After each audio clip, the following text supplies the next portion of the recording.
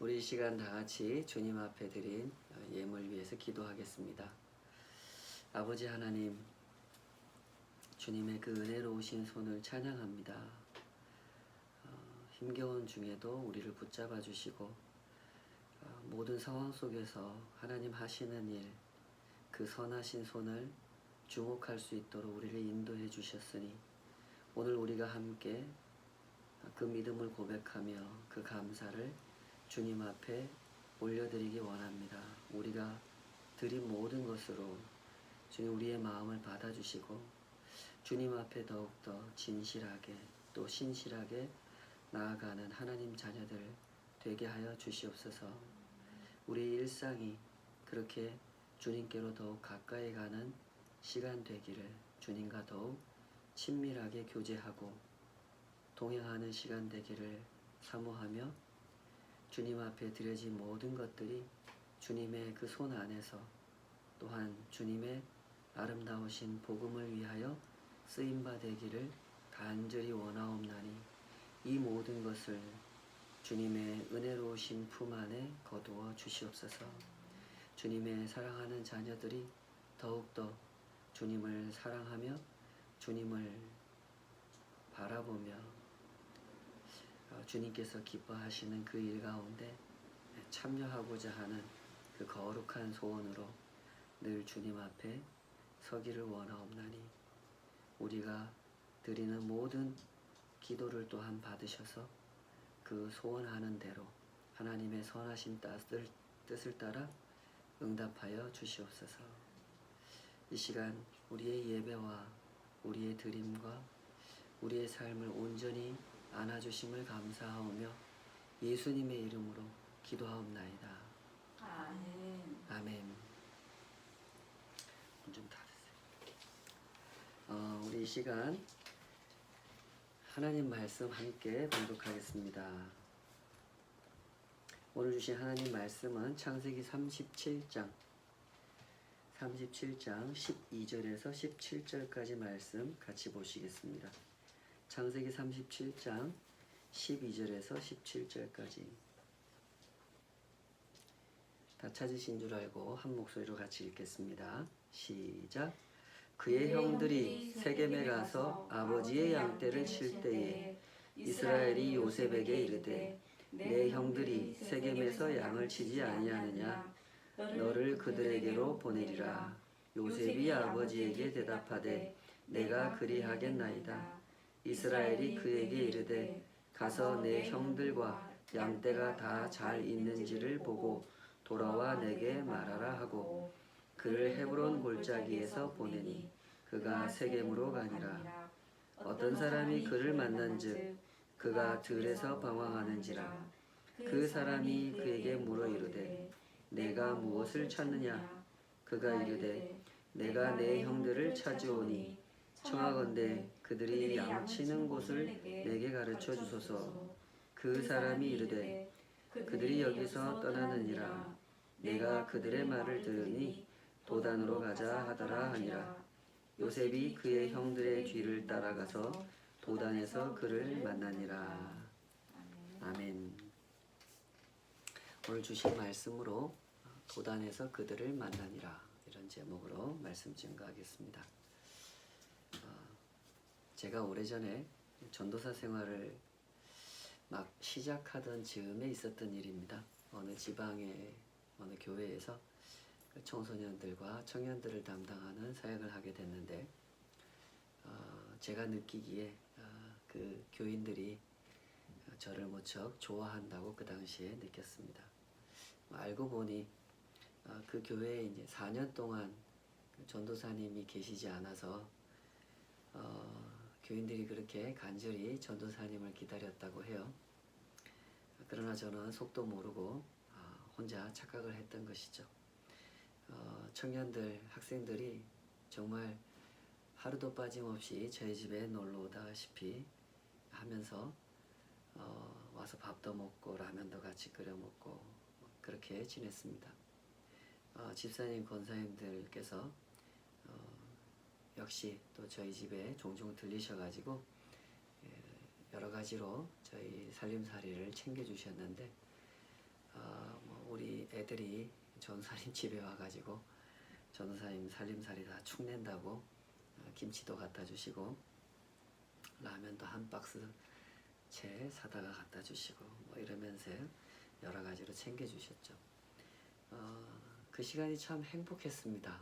즐겁고 재밌고 그런 시간을 보내면서 저는 속으로 이렇게 확신했습니다. 이곳은 분명히 하나님께서 나에게 허락하신 사역지다. 정말 여기서 열심히 사역해야 되겠다. 그렇게 생각하면서 한 달쯤 지났던 어느 날이었습니다. 월요일 아침이었는데 담임 목사님 사모님께서 저와 제 아내를 부르시더니 혼을 내기 시작하셨습니다. 쓰레기 봉투를 제대로 정리해 놓지 않았다고 이렇게 혼을 내기 시작하셨는데 뭐 처음에는 뭐 어머니 같은 실제로 나이 차이도 그렇게 많이 났었고요. 어머니 같은 사모님께서 하시는 말씀인지라 잠자코 잘 듣고 고개를 숙이고 연신 죄송합니다. 잘 하겠습니다. 이러면서 들었는데 이 사모님께서 이렇게 꾸지람을 이렇게 웬만큼 하다가 그만하실 줄 알았는데 멈추지를 않고 계속 하셨습니다. 얘기를 하시다가 사모님도 모르게 뭐 그렇게 하셨던 것 같은데 이렇게 저희들의 못난 인격까지 이렇게 건드리면서 말씀하셨습니다. 너희 집 같으면 이렇게 관리했겠냐? 교회를 내 집이라고 생각하고 관리해야지 하면서 이렇게 나무라셨는데 제가 그 말씀 들으면서 이렇게 상처를 받게 됐습니다. 사모님 이제 그 얘기 하시고 이제 집으로 가셨지만 저희 부부는 그날 오전에 서로 아무 대화도 하지 못한 채 가슴이 뻥 뚫린 사람처럼 그렇게 멍하니 시간을 보냈던 기억이 있습니다. 그 시간을 보내면서 제 마음속에 이런 생각이 들었습니다. 하루빨리 이곳을 떠나야 되겠다. 이곳은 하나님께서 인도하신 곳이 아니다. 제가 그때 뭘 하고 있었는지 여러분 이해하시겠죠? 저도 그 당시에는 몰랐습니다. 그 감정에 취해가지고 제 기억으로는 한 며칠이나 한 몇 주 지난 다음에 제가 진실을 파악하게 되었던 것 같습니다. 내가 하나님의 뜻을 내 마음대로 분별하고 있었구나. 이것을 비로소 한참 시간이 지난 후에야 깨닫게 되었습니다. 내 기분, 내 감정을 모든 것의 중심에 두고 모든 상황을 판단하고 있었던 것이죠. 내가 느끼기에 좋은 일이면 이곳은 분명 하나님께서 인도하신 곳이다. 이렇게 생각하고 내가 느끼기에 안 좋다 이렇게 느껴지면 하루빨리 이곳을 떠나야 되겠다. 여기는 하나님 인도하신 곳이 아니다. 이렇게 결론 내리고 싶어 했던 그런 어리석음이 제 안에 있었습니다. 며칠 뒤에 이런 저의 자신을 확인하게 되면서 저는 그때 제 마음속에 있는 간사함을 보게 됐습니다. 하나님의 뜻을 놓고 내 마음대로 내 기분에 따라서 손바닥 뒤집듯이 쉽게 뒤집어 버리고 있는 제 자신을 보게 됐죠. 벌써 20년도 더 된 일인데 살아가면서 종종 제가 그때 생각을 하게 됩니다. 왜냐하면 그때 이후에도 종종 저는 그 간사한 마음을 작동시키면서 살아왔기 때문입니다. 뭔가 좋은 일을 만나는 것 같으면 하나님께서 주셨구나 이렇게 생각했다가 뭔가 좋지 않은 일을 만난 것 같으면 하나님께서 이런 것을 주셨을 리가 없어 이러면서 또 그 간사한 생각을 반복하고 있었던 겁니다. 우리가 삶을 살아가면서 항상 조심해야 되는 것이 이런 것입니다.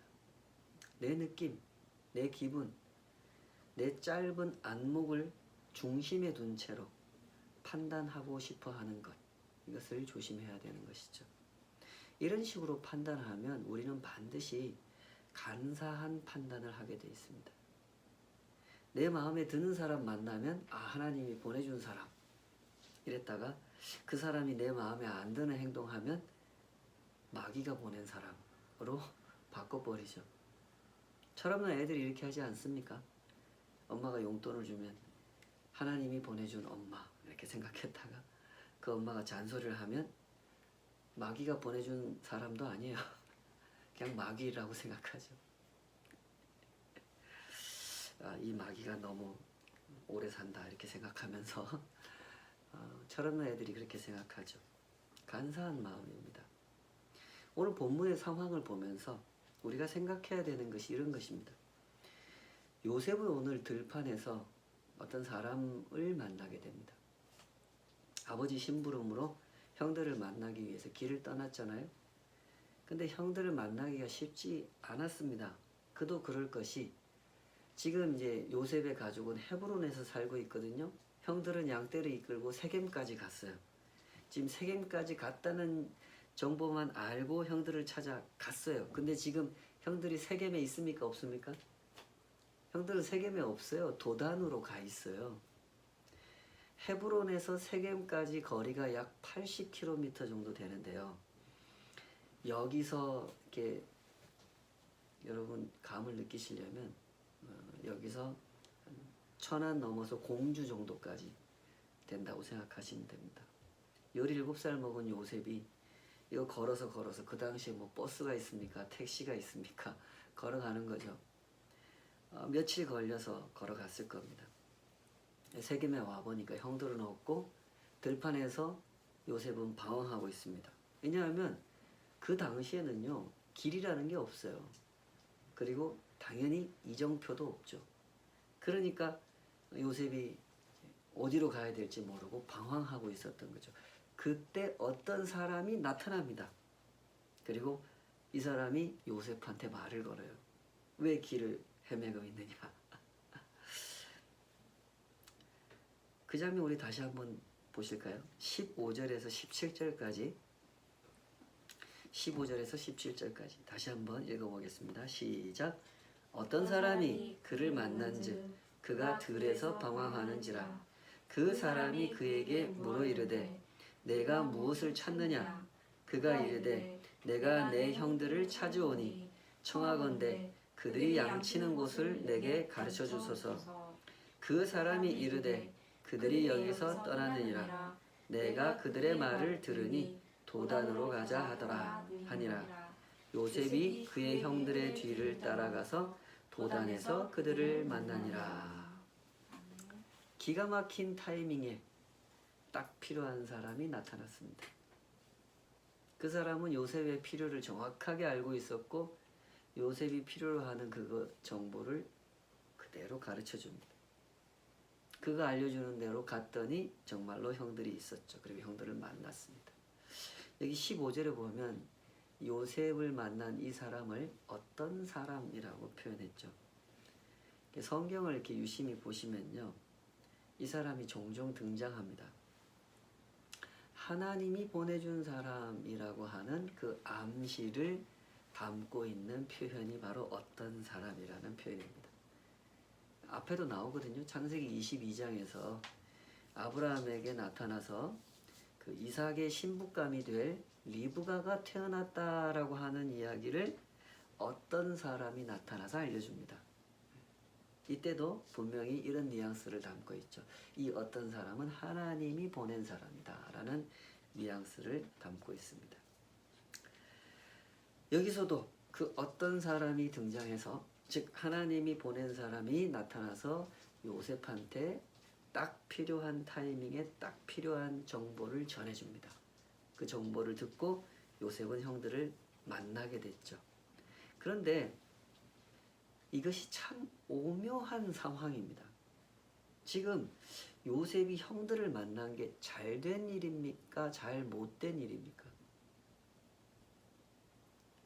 들판에서 헤매다가 형들을 만났으니 이 사람이 이 어떤 사람이 준 정보 덕분에 형들을 만났으니 그것만 생각하면 잘된 일이죠.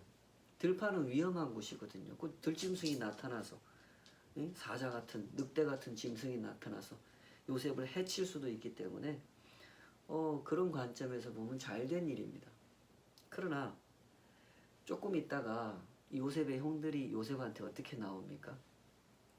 요셉을 죽이려고 구덩이에 쳐넣죠. 그러다가 이게 우리 손으로 죽이긴 그렇다 그러면서 노예 상인들한테 팔아넘겨 버립니다. 이것 때문에 요셉은 그 어린 나이에 애굽으로 끌려가서 노예 생활을 하게 되죠. 이런 관점에서 보면 요셉이 그 사람을 만나서 형들을 만나게 된 건 잘된 일이 아닙니다. 그죠? 차라리 그 사람을 안 만났더라면, 그래서 형들을 못 만났더라면 애굽으로 끌려가는 일이 없었을 텐데 말이죠. 그러나 오늘 성경이 말씀하시는 요지, 그것을 보면 이 사람을 하나님이 보내셨다는 겁니다. 지금 이 모든 상황을 보이지 않는 손으로 하나님께서 지휘를 하고 계신다는 거예요. 사람이 보기에는 전부 다 사람이 하는 일 같죠. 그 모든 것 위에 그러나 보이지 않는 손이 있다는 것, 그것이 성경의 설명입니다. 하나님의 섭리가 있다는 거죠. 그걸 보고 살아가라 하는 것이 오늘 말씀의 핵심 요지입니다. 신앙의 길이 무엇인가 하면 바로 이런 겁니다. 간사한 눈으로 보고 간사한 마음으로 결론 내리지 마라 하는 거죠. 내가 보고 싶은 것만 보고 듣고 싶은 것만 들으면 이 간사한 방식의 삶을 지속할 수밖에 없는 것이 우리 인생입니다. 앞서 제가 했던 것처럼 말입니다. 물론 우리가 내 눈에 보기에 좋은 거면 하나님이 보내줬다, 나쁜 거면 마귀가 줬다, 이렇게 하지 않는 거 쉬운 일은 아닙니다. 그러나 불가능한 일도 아닙니다. 우리가 우리의 욕심을 인정할 수 있다면, 우리가 죄인이라는 사실, 우리 안에 간사한 마음이 있다는 사실을 인정할 수 있다면 충분히 가능한 일이죠.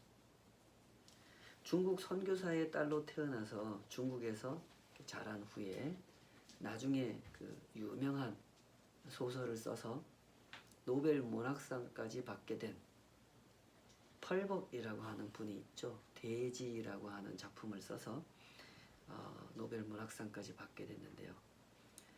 이분은 그 첫 번째 결혼에서 그 장애아를 낳게 됩니다. 자폐를 가진 딸아이를 낳게 되죠. 겪어보지 않고서야 이 어려움을 어떻게 다 알겠습니까? 저도 이분이 겪으셨던 어려움을 다 알기는 어렵습니다. 그러나 감사하게도 이런 경험이 그녀의 마음에 그저 불행한 일로 경험되지는 않았던 것 같습니다. 참 감사한 사실은 이분이 나중에 이런 얘기를 했거든요. 장애아를 기르면서 나는 장애인 가족을 무시하지 않는 법을 배웠습니다. 이런 말을 했어요. 여기서 참 감사한 사실은 이런 겁니다. 펄벅 여사가 자신에게 닥친 일을 간사한 눈으로 보고 간사한 마음으로 결론 내리지 않았다는 것이죠. 우리한테 이런 눈이 필요합니다. 반드시 필요하죠. 그래야만 하나님께서 하시는 일을 제대로 볼 수가 있고 우리의 삶에 어떤 일이 일어나더라도 그것을 비겁하지 않은 마음으로, 간사하지 않은 마음으로 감당해낼 수 있기 때문에 우리에게 꼭 필요한 눈이 이런 눈입니다. 세계적으로 알려진 그 기독교 철학자 중에 니콜라스 월트 스토프라는 분이 있거든요. 저기 밑에 책 한 권 은세마 줘보세요. 이분이 어떤 분이냐면 그거 위에 있는 책 지금 잡고 있는 그렇지 흰 책. 이분이 예일 대학교, 하버드 대학교, 옥스퍼드 대학교 이런 유명한 학교에서 가르친 철학자입니다. 이분이 그 자녀를 5이나 두었는데 그 중에 아주 똑똑한 아들이 있었습니다. 과학과 수학에 특별히 탁월한 재능을 보였고 성적이 아주 좋아가지고 전 미국 장학생으로 뽑혀서 대학에 들어간 아주 수재라고 할 수 있는 그런 청년이었죠.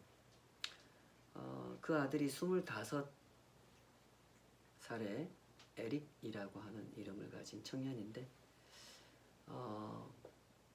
이 아들이 전혀 예상치 못한 사고를 당하게 됩니다. 산을 무척 좋아했는데 산에 갔다가 사고를 당해서 추락사하게 됩니다.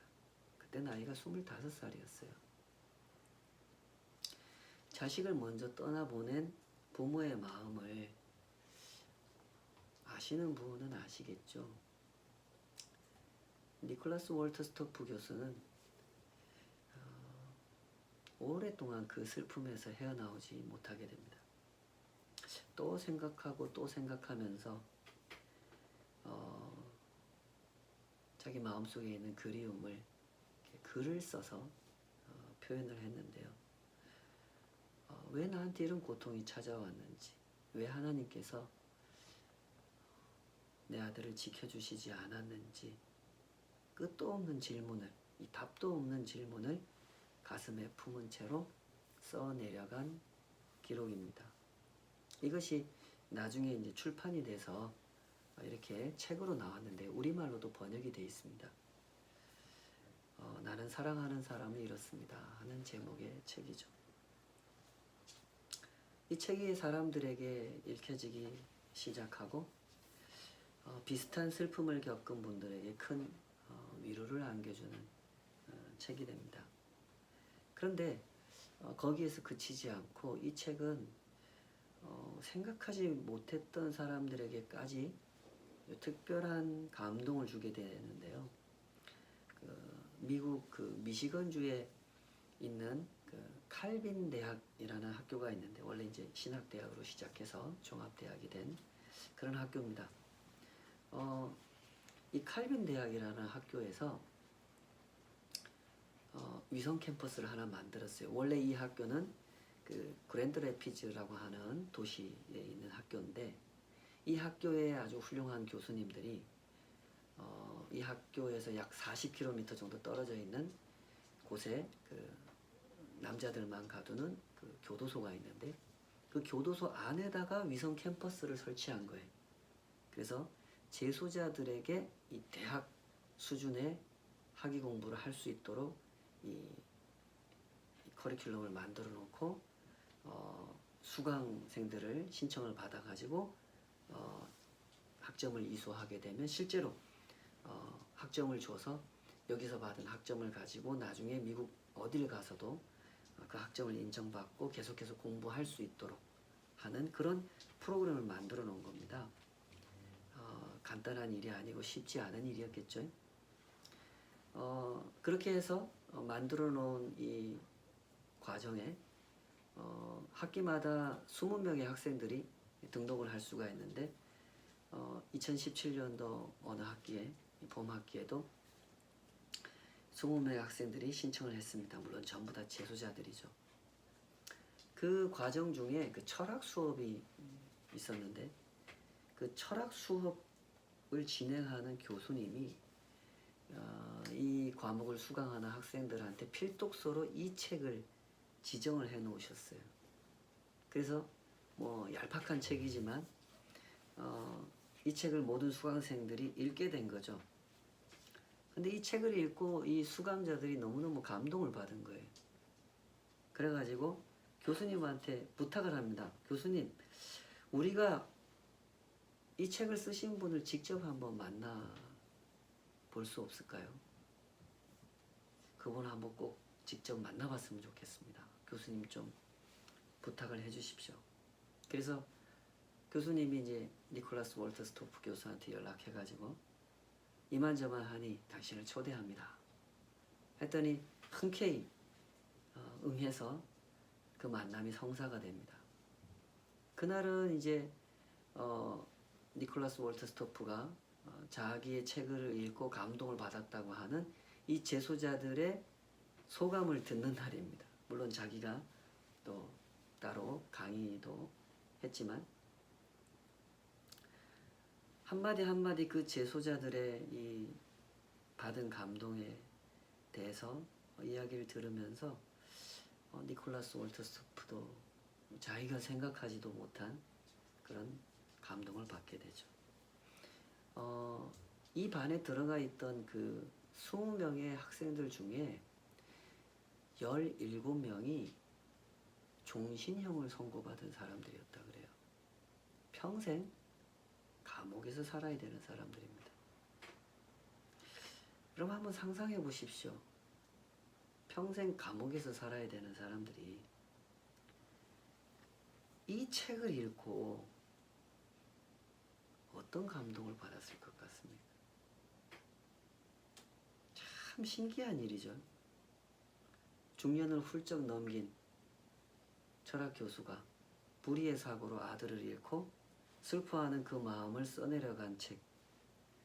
그 책을 읽고 이 제소자들이 감동을 받았어요.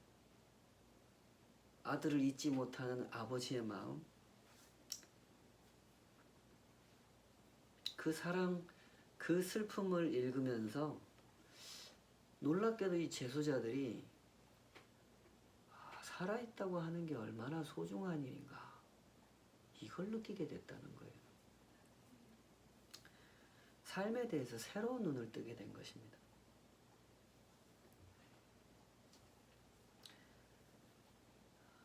그날 그 제소자들과의 만남에 대해서 니콜라스 월터 스토프 교수는 이렇게 얘기를 해요. 그날은 내가 학생이었고 그들이 선생이었다. 그 제소자들에게도 또 월터 스토프 교수에게도 그날은 정말 특별한 감동을 주고받는 날이었던 거죠. 우리가 살아가는 삶이 이렇습니다. 니콜라스 월터 스토프 교수는 참 가슴 아픈 일을 겪었습니다. 사랑하는 아들을 잃었습니다. 그러나 그 일은 그렇게 끝나지 않았습니다. 있는 그대로의 슬픔을 기록했고 그럼에도 불구하고 담아낸 감사, 에릭과 함께 25년을 살게 해주신 하나님께 감사하는 마음을 그 책에 담았습니다. 그 책이 사람들한테 읽혀졌고 위로를 줬고 도전을 줬습니다. 나는 그동안 나한테 주어진 이 생명을 살아있다고 하는 것을 얼마나 망가뜨리면서 살았는가, 무가치하게 여기면서 살았는가, 살아있다고 하는 것은 얼마나 감사한 일인가, 이것을 깨닫게 해준 것이죠. 책을 출간할 때 이런 일이 있을 거라고 월터 스토프 교수가 생각이나 했겠습니까? 아들을 잃은 그 사건이 이렇게 연결될 줄 누가 알았겠습니까? 우리의 문제는 삶을 보되 너무 단편적으로 본다는 데에 있습니다.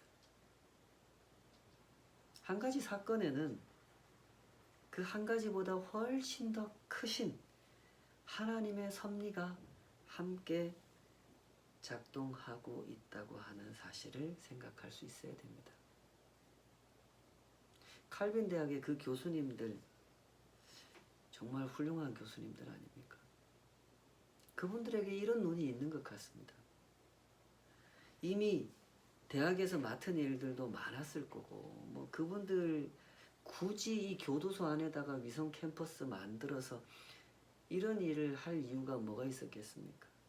근데 왜 그런 일을 합니까? 그분들은 하나님의 섭리를 바라보고 살기 때문에 그런 일을 하는 거죠. 부디 기도의 사람이 되십시다. 저는 우리가 무엇을 말하기보다는 기도하는 사람이 되어야 한다고 생각합니다. 우리가 아는 것보다는 모르는 것이 훨씬 더 많기 때문에 그렇습니다. 그러므로 우리는 말하기보다는 기도하는 편을 택해야 합니다. 코로나 상황을 겪어가는 중에도 우리도 우리 나름대로 할 수 있는 말이 있죠. 우리도 어느 정도는 알고 있으니까요. 그러나 솔직히 말해서 우리가 모르는 것이 훨씬 더 많습니다. 그렇지 않습니까? 이런 일이 어떻게 연결될 것인지, 어떻게 전화위복이 될 것인지, 누구에게 어떤 가르침을 줄 것인지, 누구의 삶을 어떻게 변화시켜 놓을 것인지, 하나님께서 어떻게 섭리하실지 우리는 아무것도 모릅니다. 그러니 말하기보다는 기도하는 편이 훨씬 더 지혜로운 선택입니다. 말하는 사람보다는 기도하는 사람이 훨씬 더 지혜롭게 이 모든 것을 대처하면서 살아갈 수 있는 법이죠. 우리가 왜 하나님을 믿는다고 하면서도 하나님께서 하시는 일을 잘 보지 못합니까? 그것은 내가 보고 싶은 것만 보려고 하기 때문에 그런 것이죠. 왜 하나님을 믿는다고 하면서도 하나님께서 하시는 말씀을 듣지 못하면서 살아갑니까? 내가 듣고 싶은 말씀만 들으려고 하기 때문이죠. 하나님께서 말씀하시지 않기 때문에 듣지 못하는 것이 아니라 말씀하셔도 듣지 않으려고 하기 때문에 듣지 못하는 것이 아닙니까? 기도의 순례길을 잘 걸어가도록 하십시다.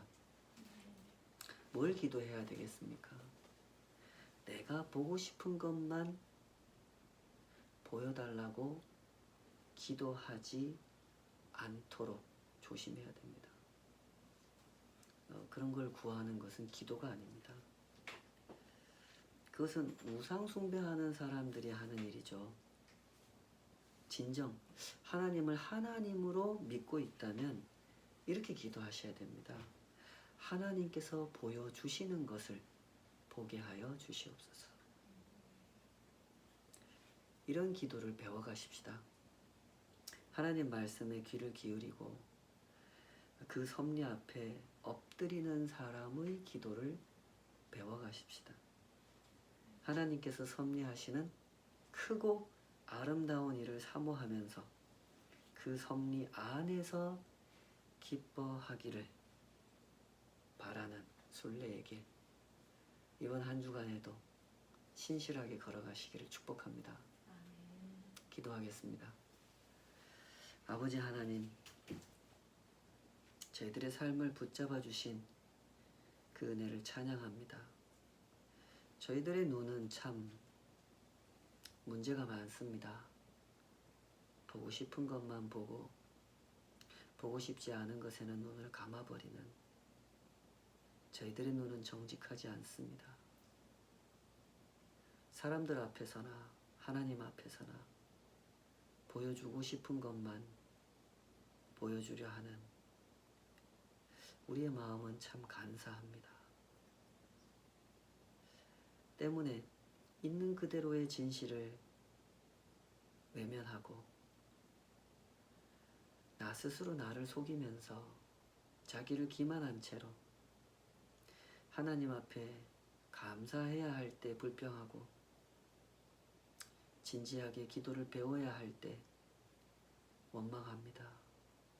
주여, 우리의 어리석은 것을 깨닫게 하여 주시옵소서.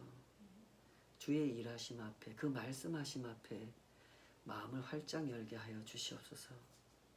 정직한 눈을 뜨고 하나님께서 보여주시는 것을 보게 하여 주시옵소서. 하나님께서 듣게 하시는 것을 듣게 하여 주시옵소서.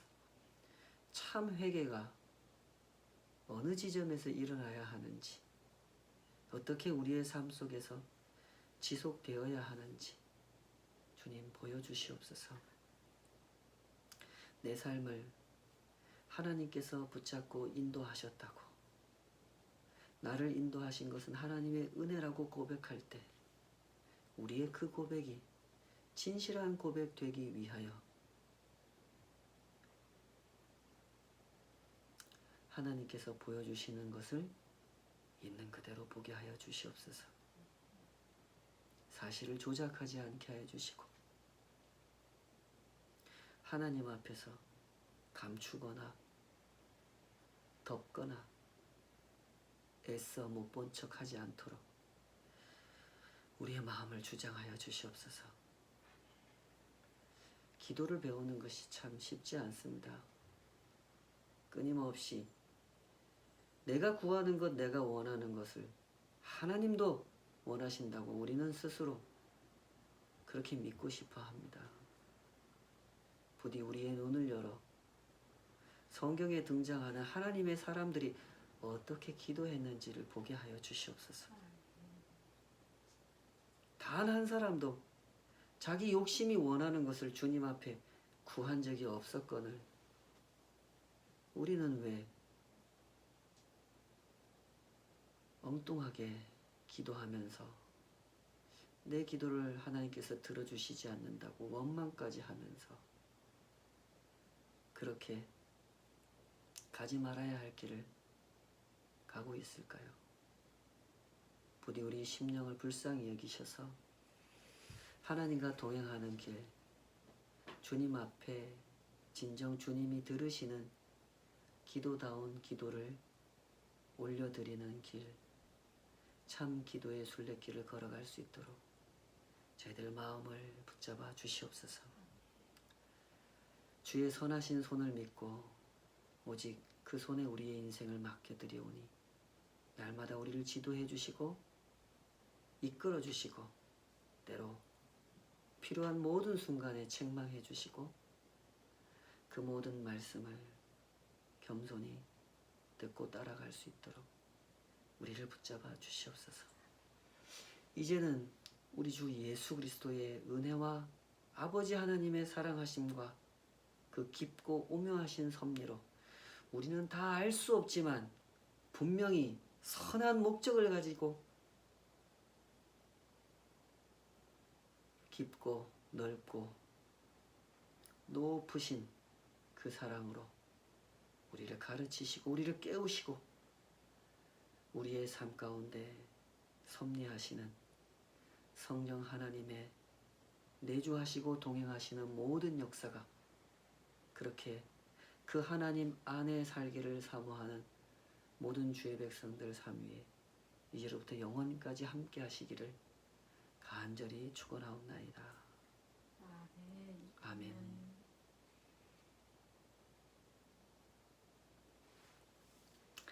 감사합니다. 우리 한 주간도 기도의 순례길을 신실하게 걸어갔으면 좋겠습니다. 감사합니다.